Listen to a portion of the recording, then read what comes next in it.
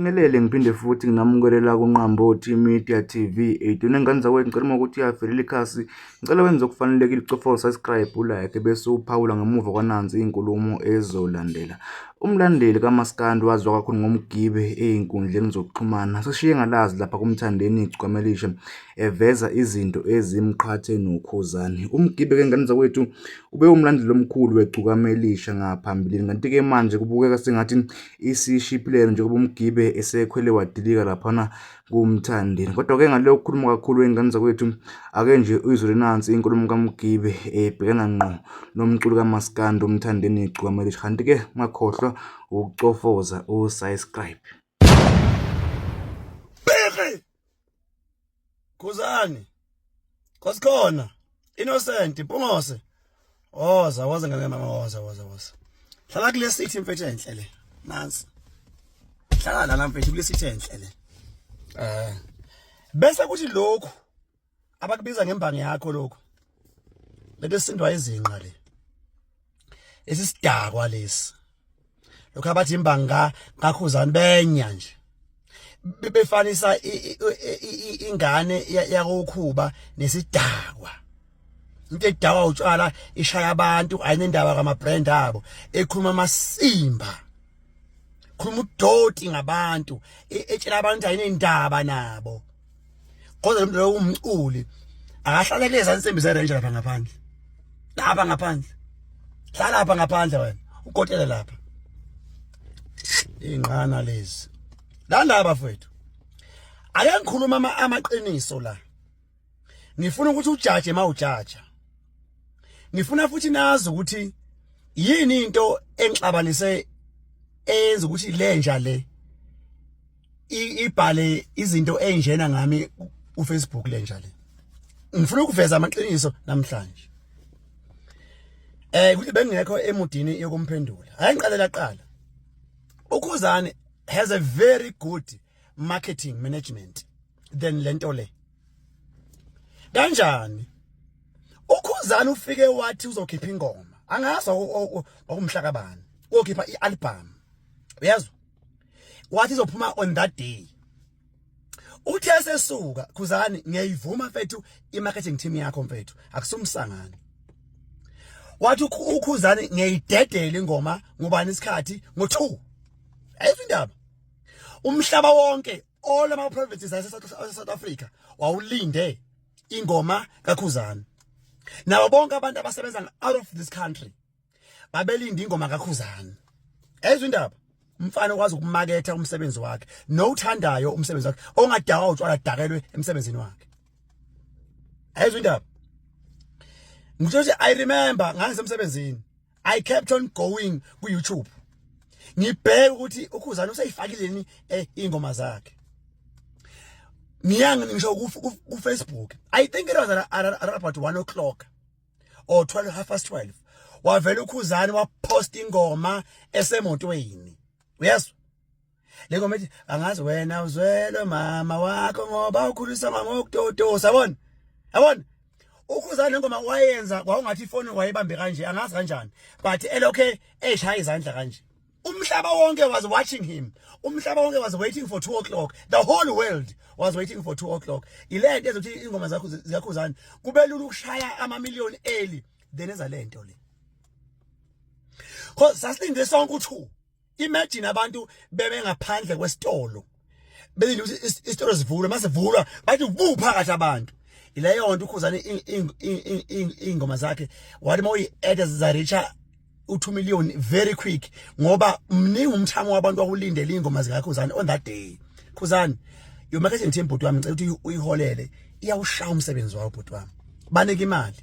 iyawushaya umsebenzi wayo uyazwa so okwenza ukuthi kuthe makufika u2 o'clock savele sonke sathi bu khona sayidlala ingoma zakhe uyazwa indaba and I remember kwakusemini kanti ntambama ngizohamba sinana no baby siyodla out on that day mangibuya ngenza live hey kwangithatha isikhathi esincane kwi-album kaKhuzani ukuthola ingoma emnandi engiyithandayo le ngoma ethi ebunzimeni for me was the first song engayipick out immediately sengibrowse through ingoma zika Khuzani uyazwa la ngoma ngayidlala ngenza ngaya ama video hey lalelani ke wakhipha lokho hey thema khipha hey afuthi mina ngisipost isigekhe mina and angizenzisi mina thema khipha Nkosi yami ngathi we umsangano nje weingoma angudlali mina uToto nje ngavela ngathi webhebe angitshene kambe yipi indawo enswempu eSwaziland wangitshela ubhebe ukuthi hayi bhebe indawo enswempu ile ngeke ngisho lapha ehotela esesilele kulona yala ngavele ngabhuka ngavele ngasenda i-email ngagooglisha ngabrowser ngasenda i-email banginike invoice ngakhokha ngathi baby asambeni cause angifuni ukuforce into engekho wena lento le into amele uyibonge ubombonga umfana wasenkandla owakuphushela isigekhe sakho kumanje nje sikubali lamasimba akhe engoma ingoba yaphushwa umfana wasenkandla ake sithembe ukuthi kukhona mfowethu omzame ngakho ukuthi umfana akwazi ukuthi aphile naye ngoba udoti kabona awukhokhi sis ukolodo umufi mhla ka 26 November senza icall nawe kuyimi nguwe nomufi wena usangibiza ngobhuti wakho wena hayi manje ngoba usukhuluma kanje nami usathi bhuti umgebe wathi nomnikileni umfana imali yakhe akwazi umnika umfana imali yakhe uzuyibona ukuthi uyinja kanjani uyinja wena lo muhlwa lo lala intombi zamanje aziyifuni vele njengamanje azufuna umchamo zifuna imali no wonder umama ka M wabuyela emuva wabuyela kuwe ngoba vele uyazi laphana wayithola impahla le olundi kwakhumalo la kuwena uzoyidlela imali vele kwasho ukuthi umuhlwa alithi indaba vele ayikho indaba yakho wena lokho nje ngifuna ukwazi ayikho indaba yakho wena mfana wena mina ngwesaba ukuya nokubuya ngequpha ngwesabi futhi ayikho into empilweni yakhe ngathi ngiyayithanda ngawe ayikho okunye ke futhi ngicela nina abantu la ku TikTok yekelana ukucompare umcimbi kaKhuzani nomcimbi walento le umcimbi kaKhuzani wawusendaweni ephakeme wayibhuka indawo mhlawumbe wakho 150k ukubhuka nje indawo kuphela lo wahamba waya enduneni wayothi baba bengicela ningipheni enduna bengicela ukubeka amatenda ami lapha abantu babebhoshe emaqeleni kumanje induna iyakhala ngamasimba agcwele lapha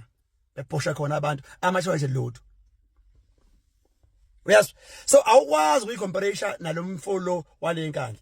njengamanje ke angithathe side manje ngumgibe nje oyimele angithathe sidalo manje you cannot compare umcimbi wakho